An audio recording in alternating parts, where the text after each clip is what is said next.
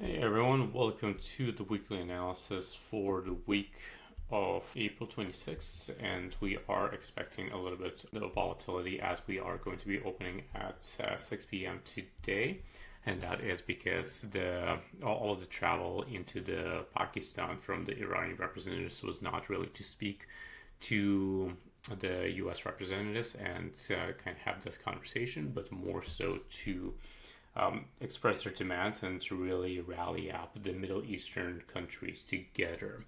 What is interesting, let's take a look at NASDAQ. Right now you're seeing on the screen, we did get a very small pullback. This little black candle in here demonstrates that pullback that I was anticipating. I was thinking it's going to be a little bit larger, but nevertheless, we pretty much got to my target, which was upper weekly expected move, and we passed it by just a little bit in here. So it's been quite a massive run up when it comes to NASDAQ. A lot of it comes from the expectations of war being dropped. That is going to be an important consideration. And moving forward after this massive run up, what we typically would see is a little bit of the consolidation, perhaps a little bit of the pullback once again, so that we can create a little box in here and then start moving forward.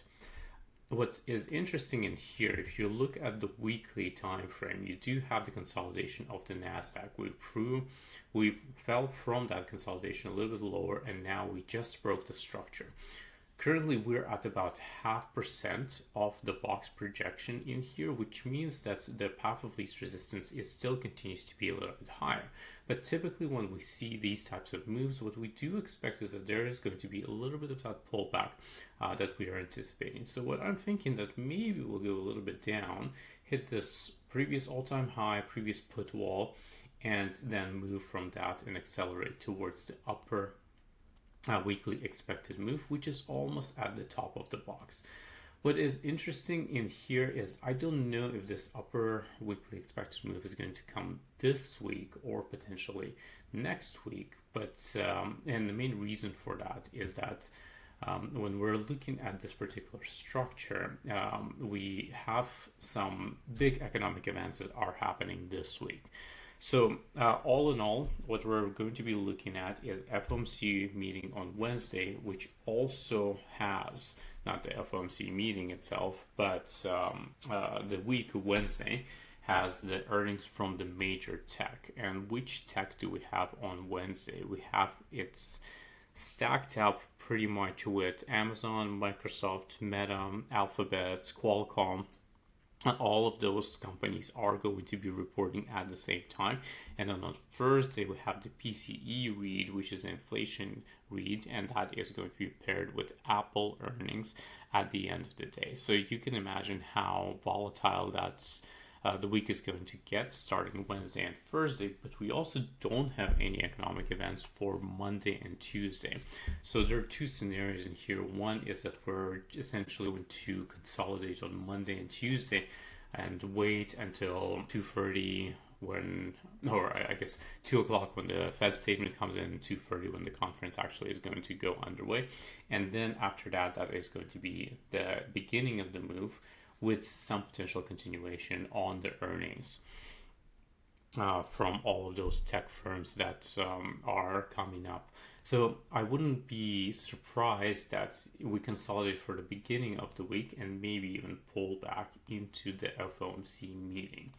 One of the reasons for why I'm thinking that we might have FOMC meeting pullback is because of that interaction between Kevin Warsh as well as Jerome Powell. In my opinion, actually, and I don't know if you're all interested in it, but Kevin Warsh's testimony did not paint him as the strongest Federal Reserve chair. He wasn't necessarily very poised.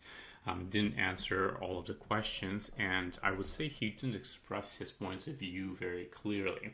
That being said, one of the pieces that came out is the change in the way that we look at inflation, and essentially looking at the inflation metric that is less susceptible to volatility, which would suggest that the United States inflation is actually at around 2.3. I would say that that is quite inconsistent with how consumers are feeling, because there's a little bit of that concern about the debt, affordability, all of the prices going up. So I don't know if he's right, but if the Fed does decide to move to this new metric, what that opens up the door for is further rate cuts into the future. On the opposite end of the spectrum, you have Jerome Powell, who in all likelihood is going to come out and be a little bit more hawkish this week on Wednesday. And that is because they are going to be expecting that inflation prices are going to continue ramping up because of the closure of the Strait of Hormuz. So you can see how this macroeconomic narrative around the rates is very much tied right now to this war narrative that we're seeing right now.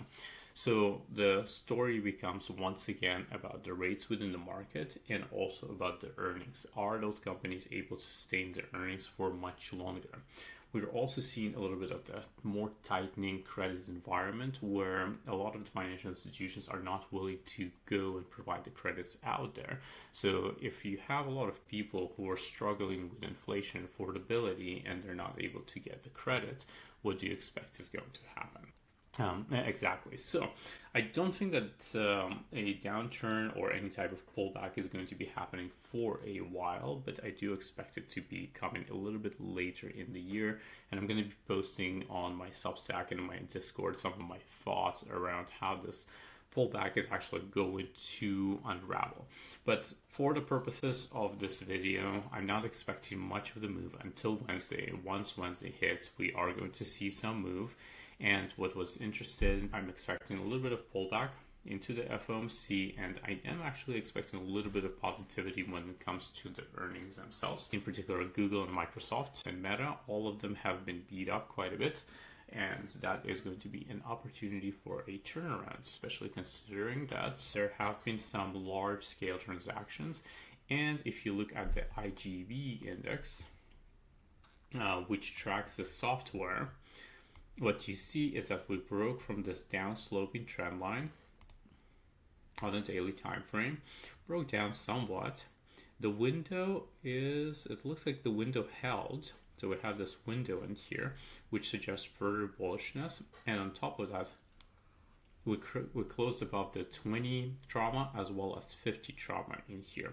So this is a very, very good sign for a continuation upwards. We did put a double top somewhat in here, but at the same time, if you look at the structure, we essentially have a higher high and then we have a higher low. So right now, what we want to do is see IGV to go for the second higher high and target this particular gap right here, this falling window, and close it.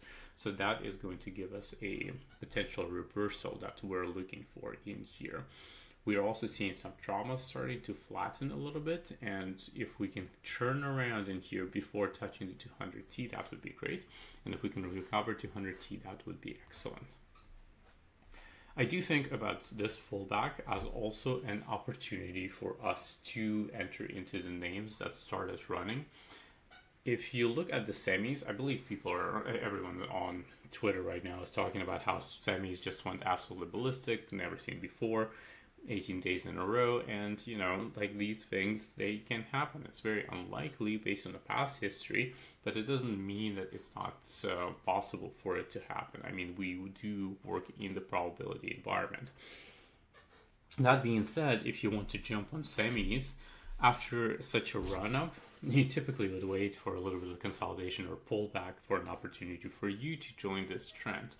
And this is where I'm going to be looking for this pullback on NASDAQ as an opportunity to redeploy the funds into some of the winning names. And that is going to be some of the hardware names like SMTK, looking into some semis. MU in particular has been interesting and has been on my radar. And also, what other names do I have in there? Perhaps a little bit of the Iran. I already have some positions in there, but maybe I can strengthen that position. Maybe also looking into the light or cyan or AAOI, where a lot of people have entered already. and I have completely missed it off my radar, and that is going to be, the pullback is going to be an opportunity for me to actually enter and participate in the trend while managing my risk well and looking at the higher low as potentially my stop loss.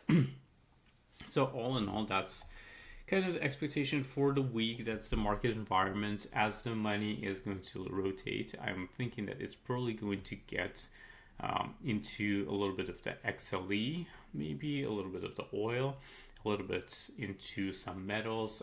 HG in particular has been doing quite well. You can see a little consolidation in here, but on a weekly time frame, we definitely have the same structure as we have seen on NASDAQ right now, and I wouldn't be surprised if it wants to go a little bit higher for a little bit longer. So that is copper, and people do appreciate copper for all of the semi-narrative. I don't have too many names for the week, but the one that I'm watching right now in particular is TAN, and TAN looks pretty interesting to me right now. Essentially, the trade idea is once we close above 59.71, maybe 60, the path of least resistance is going to be going higher, and we do have a liquidity zone up here. We do have 20T crossing 200T, which is going to give us a golden cross on the weekly time frame.